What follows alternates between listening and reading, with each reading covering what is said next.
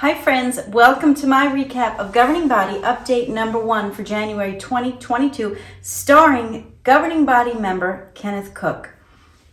What's the purpose of these updates? If I could guess, I would say it's to build up the brotherhood, right? To edify them, to give them the tools and the tips that they need to live happy, healthy lives. But I don't see that in these updates. I recap them every month, and every month I say something like, what do you think this one is about? And I can say that again for this one, because you're going to see right away.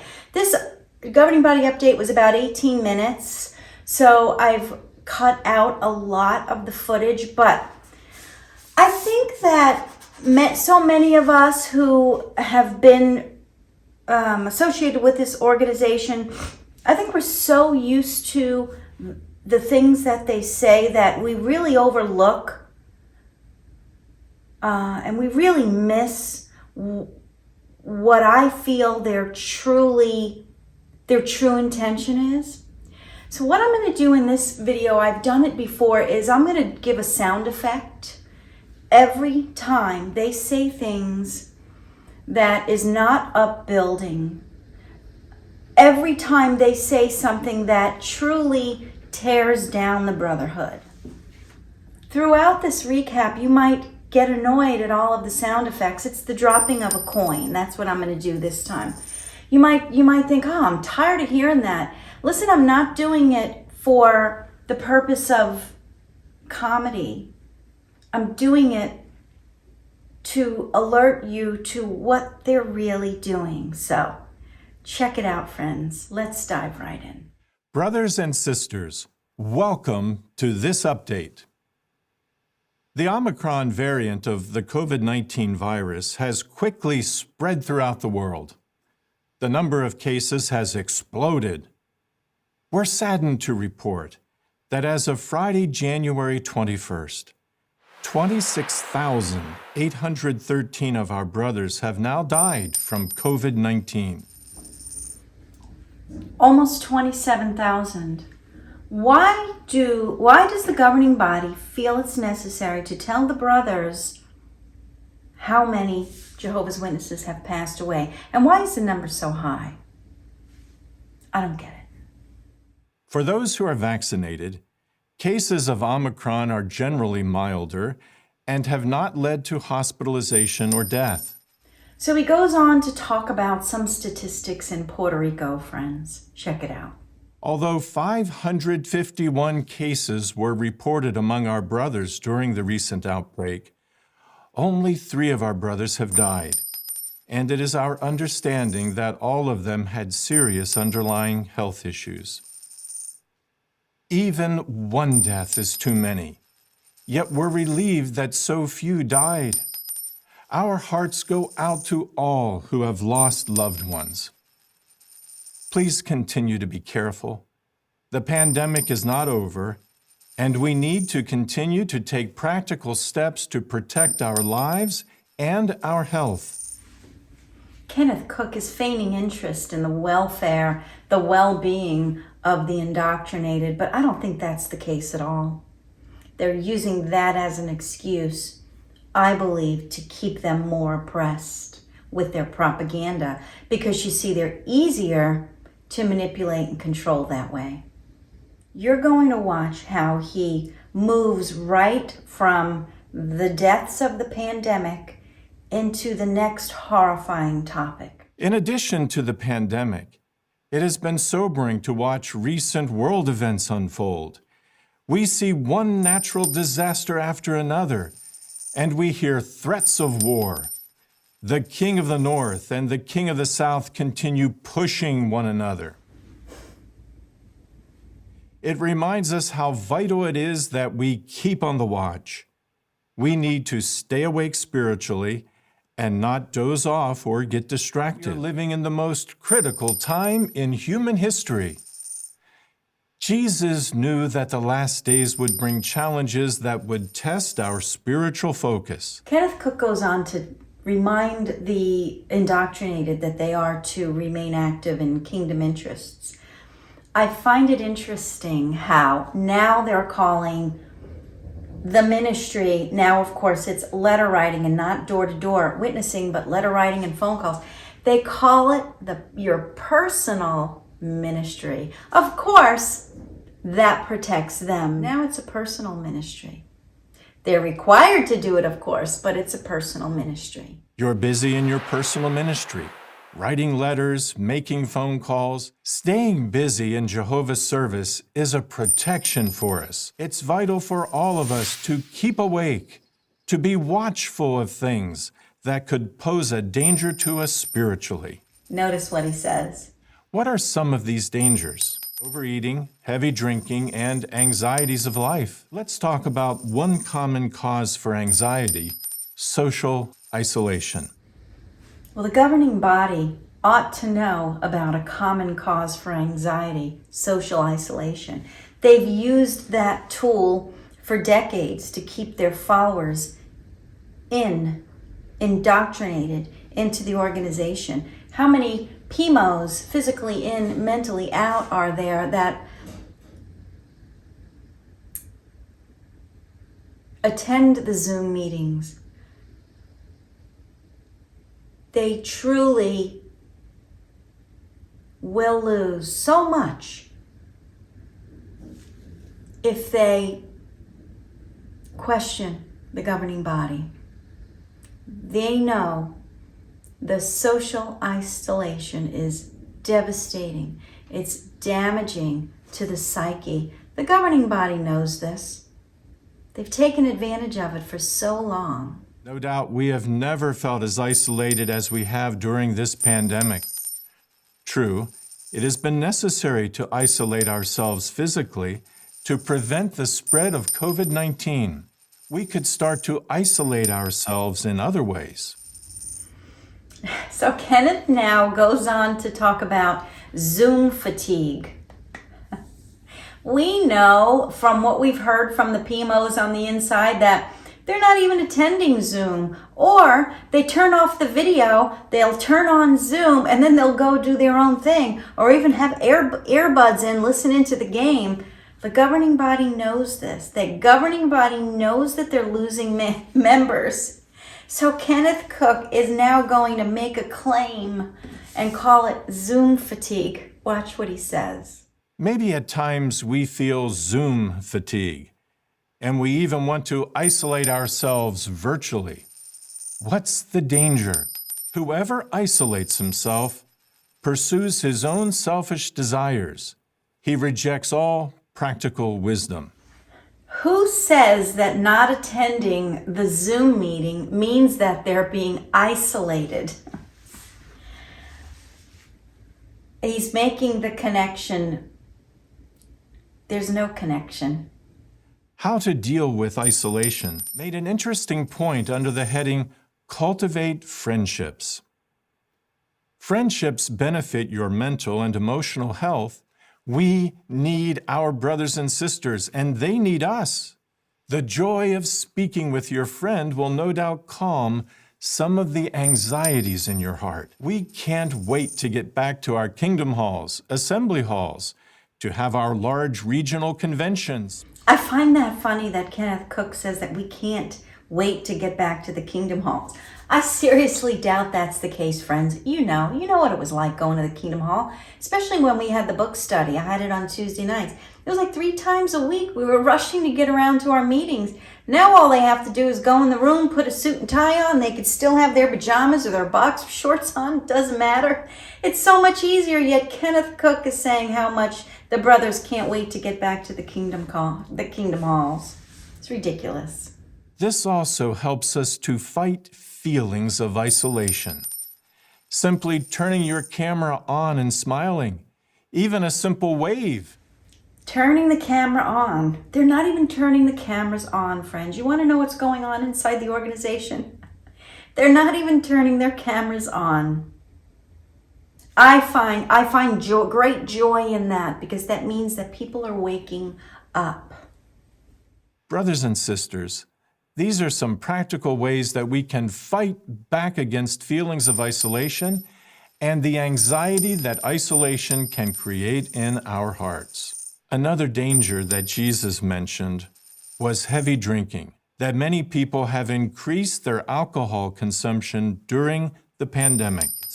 Some people drink more alcohol when they feel stressed, lonely, or simply bored. Are you drinking more than you used to? Immoderate drinking can pose spiritual dangers. Why these woes? Note the spiritual consequences. All right, friends, Kenneth Cook is now going to talk to you about not slowing down on the race for life. It's always a life and death situation with these guys. That's what keeps the indoctrinated so fearful. But the Bible tells us there's no fear in love, friends. You'll know when you're on the right path because your fear will go away. It can cause us to slow down in the race for life or even to stop running altogether. What is another potential danger to our spiritual alertness? Misuse of social media. There's been a lot of concern from governmental and medical authorities about the effect that social media is having on people's mental and emotional health. The content, the people, and the amount of time involved. Be social network smart. Social media, of course, is a threat to the witnesses because they're able to connect with people on the outside who are not living their lives in fear like the witnesses are, friends. Kenneth Cook makes mention of this whiteboard he calls social network smart. I find it interesting because look at the guy right here. What is he looking at? What's he looking down at? You know how I am about these pictures, but I just found that interesting. Back to Kenneth Cook. Provide some good reminders on how to be balanced yet cautious when using social media. What's the final challenge we want to consider? Tests of neutrality. With so many different challenging situations in the world, and even the threat of war in some countries, we need to be sure that we are not allowing our hearts to take sides on these issues. How sad it has been to see simple public health measures like wearing masks, hand washing, physical distancing, and vaccinations become controversial, even political. Some of our brothers and sisters have been influenced by the political views of those in their community. Some have turned to the internet and have been deeply influenced by official appearing websites filled with highly political propaganda. Just because something appears on an official-looking web page on the internet does not make it true. All right, so now he goes into interviewing a couple of Jehovah's Witness families, which I'm sure to these families it's an incredible honor to be featured in a governing body update. Could you imagine? The organization certainly has changed from when I was in. But friends, surely these people are reading from an outline, from a script. As I was watching this, I wonder how many of them are PMO. I wonder how many of them have been awakened to the lies of this organization, especially the teenagers and the young ones that are being interviewed.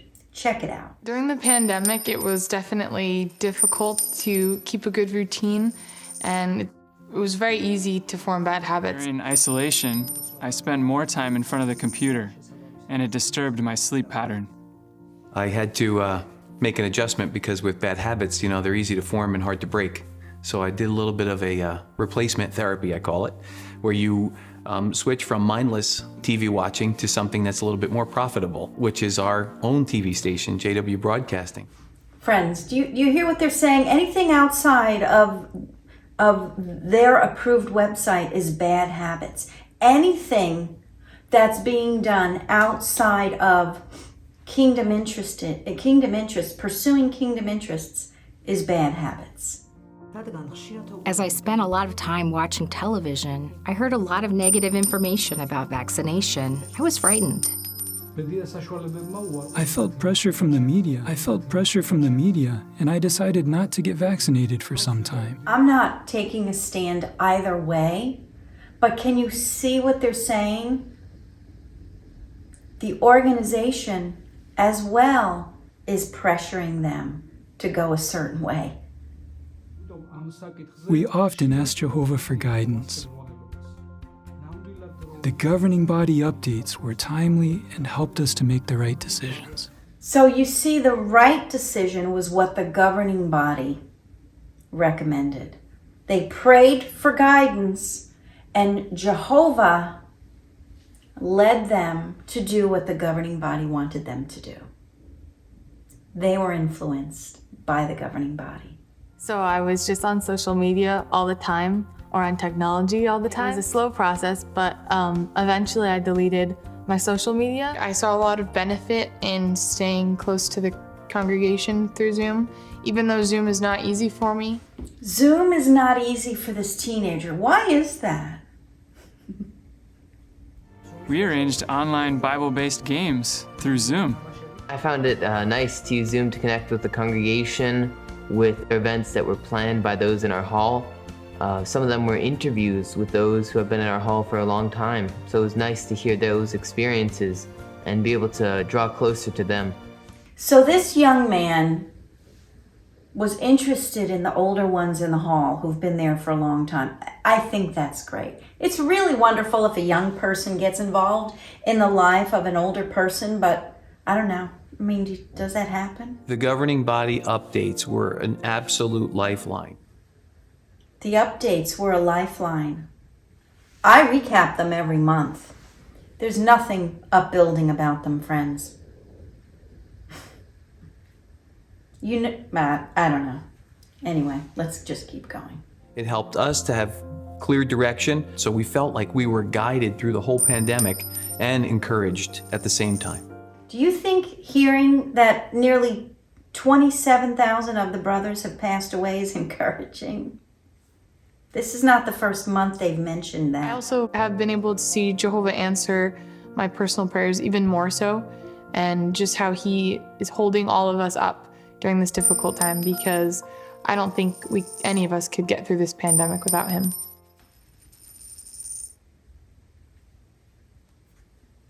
We are proud of these families for keeping awake to spiritual dangers. Did you notice how they counteracted social isolation? Social isolation. They have no idea what social isolation is until they've been disfellowshipped. For whatever reason, whether you willingly left like I did, you lose your whole family and every friend you've ever known, they have no clue what social isolation is all about.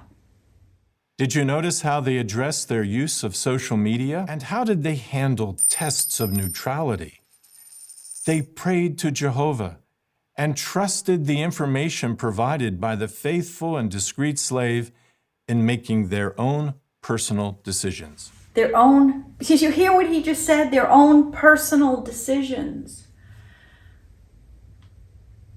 But he also said that they followed the guidance of the governing body who was, I'm not even getting into it. We've talked about it before.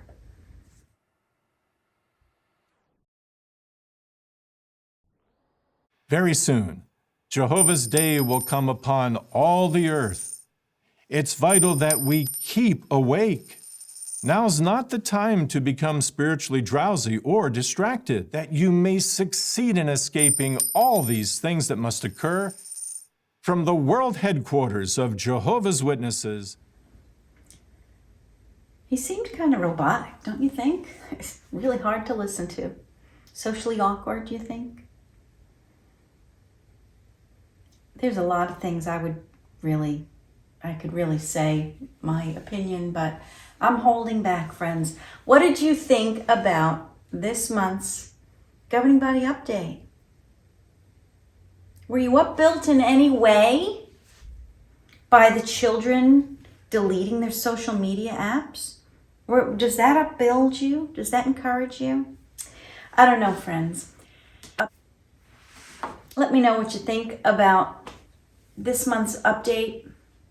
I'd love to know your comments, friends. I want you to know that my team and I are working on getting our Bible studies up on my website. We've been working on it today, so it's almost finished. If you're interested in a Bible study, stay tuned. We filmed one last summer, and these are the videos. It's called Jesus is My Mediator, Now What? Because the organization teaches that Jesus is not the mediator of the great crowd. And most Jehovah's Witnesses don't know that. So this is where I would recommend you start, is that Bible studies, that series of Bible studies that we did last summer that are being put on my website. So hopefully any day now, this is January 2022, it will be finished. And then we'll move on to other studies. I have a book of a Bible study going right now on the book of Acts. And you'll be able to see those recorded sessions as well as the book of John. So anyway, friends, I thank you so much for watching. I hope you have a great day.